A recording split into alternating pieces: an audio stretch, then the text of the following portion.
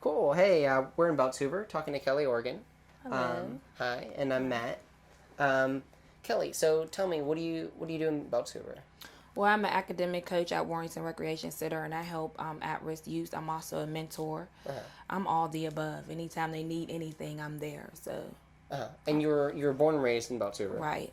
So tell me about that. Did you have experience? Did you know kids who were at risk, or were you? Yeah, I was at risk at one point in time. If it wasn't for the elders and the certain programs that we used to have, such as TAP and just a lot of the elders who were helping us. If it wasn't for them, I probably would still be at risk.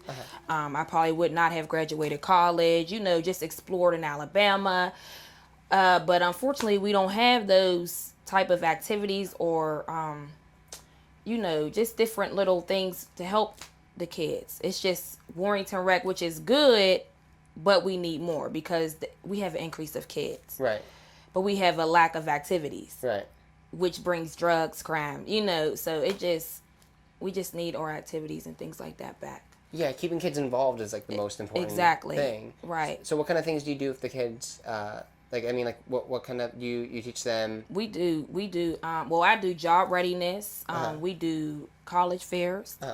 We also do, it's through youth places. So we do a lot of things with them. We take them on field trips, just try to broaden their horizons outside of Beltzhoover. Right. Because there's more than that. We, basketball, tournaments, just a lot of things. Soccer, volleyball, just introducing, like I said, them to different sports, different areas, different people from different neighborhoods. Because that's another issue. We, different neighborhoods don't want to, talk to each other. They're feuding for no reason. They don't even know each other. They could be family. Different neighborhoods on the hill, you mean? Just in general? No, just in general, like Beltzhoover, North, it's just good that we get different neighborhoods together and bring them together. Yeah. That's really great. And then, and then there's also involvement with the community center as well, right? So tell me your involvement with that. Well, I am a member of the Beltzhoover Neighborhood Council, and we do a lot of free activities for the youth to kind of, get the ball rolling. We have powder puff football, Easter egg hunts. We give away free book bags, hot dogs. We also do, we do so much. What else do we do? We just do so much, but it's free. We try to get the families involved. We do poetry night, different little activities just to, we don't have a lot of money, so a lot of it comes from our own pockets. Right. But it's just a blessing that we're able to give back to the community the way that we are with the lack of funds. Yeah. So that's a blessing. I mean, it seems like a really close-knit community around here. Oh, it definitely is. Everybody knows everybody. I can walk down the street and say hi to like 12 different people. Yeah. And even by me working at the rec center, the new kids who come, I still know them. Yeah. So it's definitely a close-knit community. If something happens, you can ask so-and-so down on the corner. She'll be, she'll know what's going on. So it's definitely... Has it always been that way, or? Yes. Okay. Yes. Has anything changed? Have you noticed anything change in the past? Yes. As far as with the community members or just the neighborhood in general? Just in general. In general, we have a lot of vacant housing, which is being torn down. So there's a lot of like free land. There's a lot of different people coming in, not a lot of homeowners, a lot of renters. So they come in and come out, which kind of, tarnishes our community somewhat. Yeah. But we don't have any businesses. That's another thing. When I was growing up, we had a lot of businesses going on, stores. Yeah. That's gone. Yeah.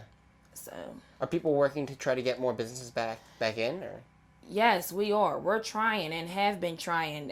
People before me have been trying. I don't know what's the hold up. It's like we're like deteriorating right in front of, our eyes, and it's sad. Yeah. Because I know what Beltzhoover used to be. Yeah.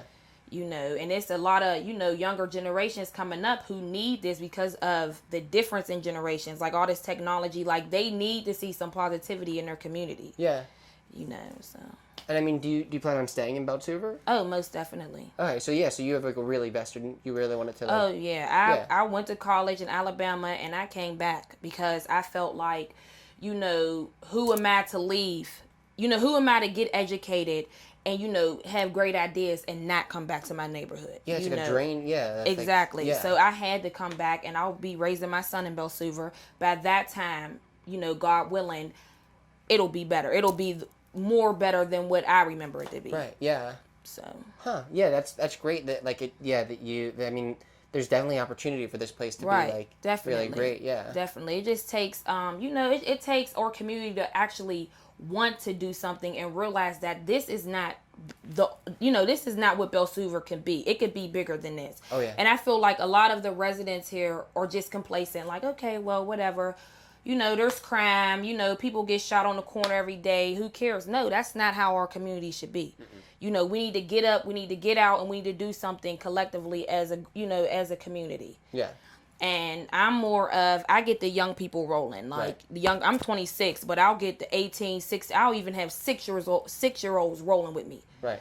Because they need to be on fire for their community, because if they're on fire, they'll pick up that trash right there. Right. They know not to throw trash in their community, you know? So, yeah, there's a lot of work to be done. But it seems like you got like the right first steps. Is like Definitely. The first steps is like having a really close knit community and like really caring about the community. Definitely, that's what it is. It's an undying care, not a lukewarm. You have to be on fire, right, all the time. Yeah, that's me. I'm on fire all the time. Yeah, I never go out. So, Cool. And so you bring that and you help like a new generation sort of carry that same fire, passing the torch. Exactly. Yeah. Because that's how it was done for me. Right. When I was coming up, I had elders, Dawn Jones, Mr. Dan Stevens. Those are people who embedded community into me, other than my family. And that fire never, died out. It never did. Right. Even going to Alabama and coming back, it torched it even. They just poured gasoline on it and just made it bigger. So like who are these people that you mentioned? Dawn Jones, she was over the TAP program, it was for at-risk youth. And I mean, we had parties, they fed us lunch, because some kids don't eat. Right.